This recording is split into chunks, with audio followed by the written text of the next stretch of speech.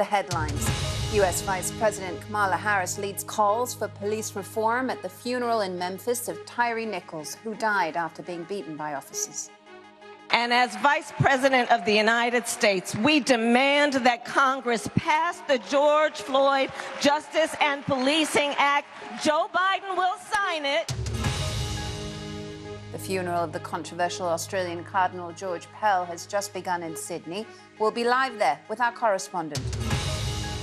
Divisive internet personality Andrew Tate will remain in police custody until February the 27th after a Romanian court rejected his detention appeal on Wednesday. And American football legend Tom Brady has announced his retirement for the second time in a year. At some of the other stories that are making headlines around the world today, starting with the fact that rescue workers in the Ukrainian city of Kramatorsk are searching through the rubble of a residential building that was destroyed by a Russian rocket. The authorities say at least 2 people were killed, but they've warned others might be trapped under the debris. Kramatorsk is in the eastern Donetsk region, much of which is controlled by Moscow's forces. President Joe Biden has had his Delaware home searched by FBI agents as part of their ongoing investigation into his handling of classified documents. Some documents, dating from his time as vice president, had earlier been discovered in 2 locations. The president's lawyers said the search was pre-planned and was carried out with their cooperation.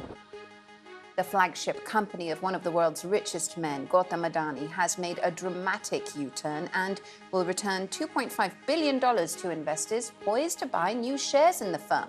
The Indian billionaire had been trying to raise cash to help fuel the growth of Adani Enterprises.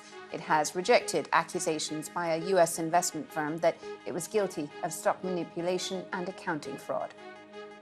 The UK Supreme Court has ended a long-running privacy battle between the Tate Modern in London and the owners of 4 nearby flats by ruling in favour of the homeowners. They'd complained that visitors to the art gallery could see into their properties from a viewing gallery that opened in 2016. Well, thousands of striking workers have taken part in marches and rallies across the UK on what's thought to be the biggest day of coordinated industrial action in a decade.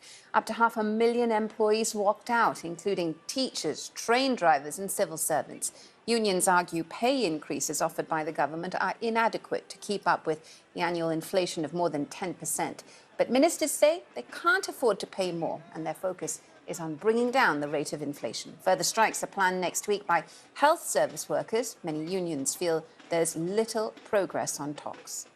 Well, now an update on a story we've been covering for you on Newsday, and a tiny but potentially deadly radioactive capsule that was lost in the vast Western Australian outback more than 2 weeks ago has now been found, despite it being about the size of a pea. A huge search operation has been underway after the capsule had fallen off the back of a lorry along a 1,400-kilometre-long road. Now, authorities said search crews had quite literally found the needle in the haystack, and thank goodness they did. Well, the co-hosts of the 2023 Women's Football World Cup, Australia and New Zealand, have asked the sports governing body FIFA to urgently clarify reports that Saudi Arabia's tourism authority is to be named as an official sponsor of the tournament. Now, the potential has already been criticised by human rights groups. Football Australia and New Zealand Football say they were not consulted and are disappointed. And finally, for all the Beyonce fans out there, she has announced her first new tour in nearly 7 years. The Renaissance World Tour will kick off in Stockholm on May the 10th, across Europe and North America until the end of June. It will then resume in Toronto in July before wrapping up in New Orleans in September. Lots to look forward to indeed. But for now, that's it from us.